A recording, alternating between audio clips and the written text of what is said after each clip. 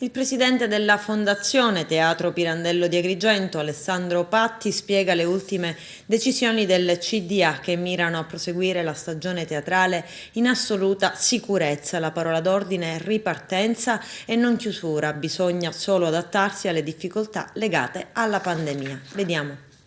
Finalmente riprende l'attività teatrale, il teatro torna a vivere e noi possiamo tornare a vivere insieme al teatro e grazie al teatro. Tutto questo perché, come sappiamo, la comunità scientifica internazionale ha stabilito che i teatri sono dei luoghi sicuri e protetti, perché consentono di farvi accedere solo un numero predefinito, identificato e tracciabile di persone. A questo si aggiunge il fatto, come sappiamo, che il governo nazionale ha voluto dare un'ulteriore garanzia agli utenti dei teatri, stabilendo che possono accedervi esclusivamente i soggetti muniti di Super Green Pass e con mascherina FFP2. E quindi vi sono tutte le condizioni perché i teatri siano dei luoghi protetti, dei luoghi sicuri, dei luoghi costantemente sanificati, e questo vale anche per il Teatro Pirandello.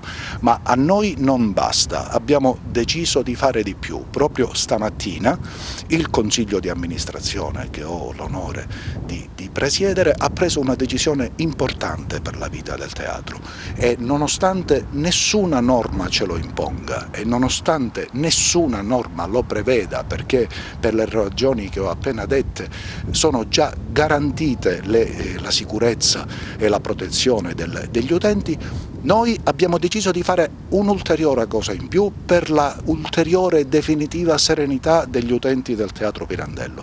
Abbiamo deciso di ridurre la nostra capienza e quindi dai 582 posti disponibili abbiamo deciso di limitarla a 490 e in questa operazione daremo priorità ai gruppi familiari, alle comitive fino a un massimo di 8 persone, in modo tale da garantire, al di là di quanto disposto dalla comunità scientifica, al di là di quanto imposto e disposto dal governo, di garantire un'ulteriore e definitiva serenità e tranquillità. Questo ovviamente lo facciamo, la Fondazione lo fa facendo un sacrificio, ma un sacrificio che siamo sicuri servirà a dare uno slancio all'attività culturale, ma soprattutto alla vita. I teatri tornano a vivere, ma anche noi possiamo tornare a vivere serenamente anche grazie al teatro.